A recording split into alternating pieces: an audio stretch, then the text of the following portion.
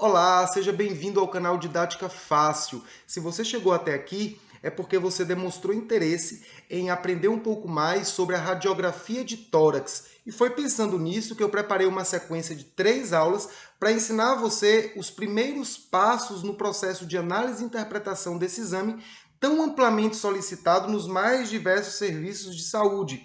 Então, você que é estudante ou profissional da área de saúde e que tem interesse em extrair informações da radiografia de tórax para contribuir na sua abordagem clínica, eu trago aqui para você a primeira etapa desse processo, que é o reconhecimento do padrão de normalidade das estruturas anatômicas do tórax que aparecem na radiografia. Meu nome é Vinícius, eu sou fisioterapeuta, professor de ensino superior e tenho uma ampla experiência no processo de análise e interpretação da radiografia de tórax e gostaria agora de compartilhar com você esse conhecimento.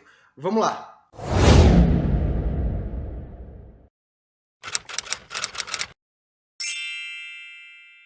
Então vamos começar essa aula falando sobre o primeiro passo que deve ser dado para analisar e interpretar esse exame, que seria o reconhecimento do padrão de normalidade das estruturas anatômicas do tórax. Bem, para contextualizar, a radiografia de tórax ela é um recurso diagnóstico complementar e ela é amplamente disponível e acessível. Por quê? Porque em relação aos outros exames de imagem, a radiografia de tórax ela é considerada um exame de baixo custo, comparado aos outros exames de imagem, como a ressonância magnética, a tomografia computadorizada, por exemplo. E ela fornece informações fundamentais a respeito da anatomia do tórax. E isso contribui decisivamente para agregar informações ao nosso processo semiológico e também contribui para o processo de monitorização da evolução clínica do nosso paciente. Então, o primeiro passo para a gente iniciar o processo de análise e interpretação da radiografia de tórax é identificar as estruturas anatômicas do tórax que são possíveis de serem visualizadas na radiografia. E em seguida a gente deve reconhecer o padrão de normalidade de apresentação radiológica dessas estruturas e aí sim, quando a gente criar uma imagem mental de como é uma radiografia de tórax normal, a gente conseguir detectar anormalidades no padrão de apresentação dessas estruturas anatômicas e relacionar isso com os achados clínicos oriundos da nossa avaliação.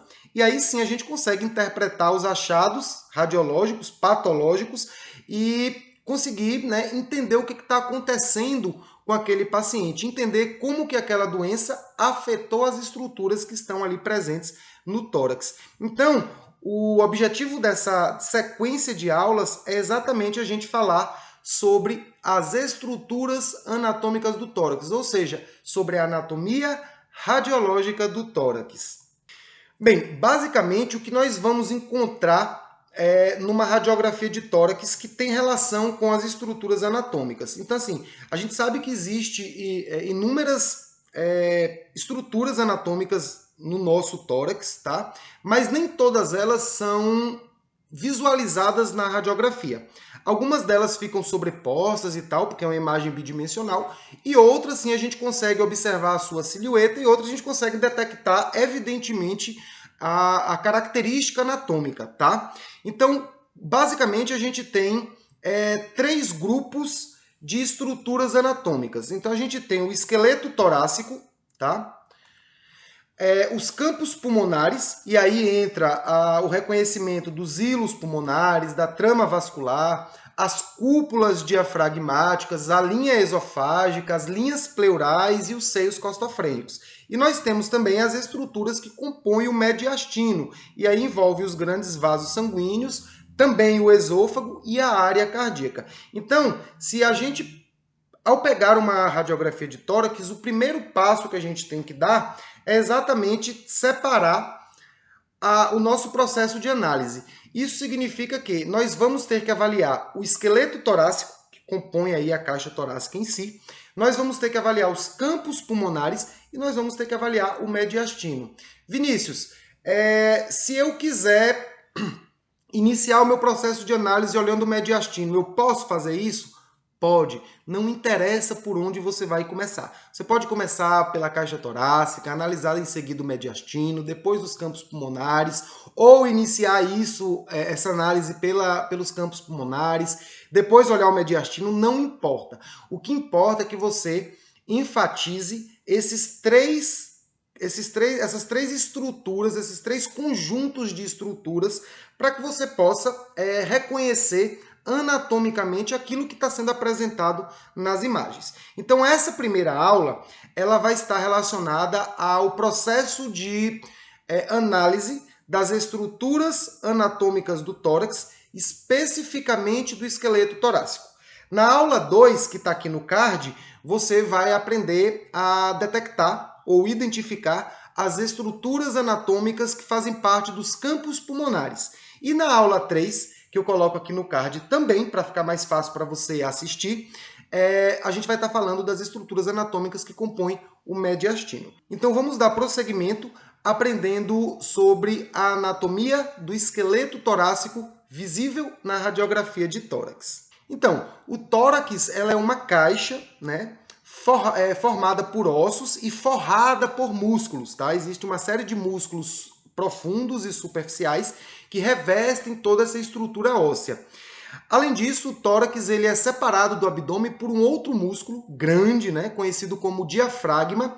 E, no final das contas, eu acredito que essa estrutura foi desenvolvida evolutivamente para abrigar dois órgãos vitais para o nosso corpo, que são os pulmões e o coração. Então, eu trago aí a primeira imagem que mostra exatamente a estrutura, né, óssea do tórax. Então a gente tem aí as costelas, né? A gente tem também aí o externo, né, as suas três porções, o manúbrio, o corpo do externo e o processo tifoide, as duas clavículas. Aqui na imagem não está representado, mas ali por trás do externo, lá na parte posterior do tórax, a gente tem a coluna torácica. Tem também, né, de cada lado da coluna aí, as escápulas. E na maior parte das radiografias de tórax, a gente também consegue visualizar a articulação glenohumeral, que faz parte ali da articulação do ombro. Então a gente consegue ver ali a parte proximal do húmero, né, a cabeça do húmero articulada ali com a cavidade glenoide da escápula, tá? E como eu falei, o tórax ele é uma estrutura responsável por abrigar os pulmões e também o coração. Então a gente pode entender que a estrutura óssea e o coração, eles são estruturas que absorvem o raio-x. Então, quando o indivíduo é submetido à realização desse exame, um feixe de radiação ionizante, né, que são os raios-x, é direcionado ao tórax desse indivíduo. E aí nós vamos ter estruturas que vão absorver esses raios-x e tem estruturas que vão permitir a passagem desses raios-x. O que a gente entende pela teoria é que as estruturas que absorvem o raio-x elas vão aparecer na imagem na tonalidade branca. E o nome que a gente dá a isso é radiodensidade. Então, a estrutura óssea e o coração, elas absorvem a radiação ionizante e aparecem na radiografia como uma imagem radiodensa, esbranquiçada. Já os pulmões, o fato deles serem preenchidos, né, por ar, eles permitem a passagem do raio-x e aparece na imagem como na tonalidade preta ou cinza escuro. E o nome que a gente dá a essa tonalidade é radiotransparente. Então observe aí na imagem, né, que a gente tem os campos pulmonares aparecendo na tonalidade cinza escuro e as estruturas que aparecem brancas na imagem, essas estruturas elas absorveram a radiação ionizante e por isso são consideradas estruturas radiodensas. Então, em relação ao esqueleto torácico, nós temos aí as costelas, né, identificadas aí pelas setinhas, né, a gente consegue contar desde lá de cima, né? Então vamos lá, ó, primeira costela, segunda, terceira, quarta, quinta e assim sucessivamente, né? A gente tem aí as duas clavículas, a clavícula do lado direito e a clavícula do lado esquerdo. Aí destacado com a linha vermelha, a gente tem a escápula, né, do lado direito, e a gente tem também a escápula ali do lado esquerdo. E aí ali no cantinho da imagem a gente vê também a cabeça do húmero, ó, indicado aí pela setinha, né, articulada aí com a cavidade glenoide da escápula. E aí a gente tem, né, além da vista no plano frontal, que é a incidência póstero-anterior, a gente tem também uma vista no plano sagital, que é uma incidência em perfil. E aí a gente consegue visualizar a coluna torácica, nesse caso aqui está sendo representada as 10 vértebras da coluna torácica, e na parte posterior, né? E a gente consegue ver na parte anterior ali a silhueta do externo. Então essas são as estruturas que compõem o esqueleto torácico. Então quando você pegar uma radiografia de tórax, a ideia é que você, né, avalie em algum momento, né, essas estruturas. Afinal, em alguma situação patológica, essas estruturas podem estar comprometidas. Por exemplo, um indivíduo que, sei lá, sofre um acidente automobilístico e choca o tórax contra o volante do carro, e aí tem uma suspeita de fraturas de costela, ou o indivíduo que tem uma queda, sofre uma queda e tem suspeita de fratura de clavícula. Então é através da radiografia de tórax que a gente vai conseguir aceitar ou não a hipótese de que exista sim a fratura ou não. Então a gente vai conseguir visualizar qual tipo de fratura, se for uma fratura completa ou simplesmente uma fissura, quantas costelas foram afetadas, né, por essa fratura, e assim a gente consegue, obviamente, delinear a melhor conduta a ser tomada em relação ao achado radiológico que a gente detectou, beleza? Então, na próxima aula, a gente vai estar falando agora sobre os campos pulmonares, né, na aula 2, e na aula 3 falando sobre a anatomia radiológica do mediastino. Até mais!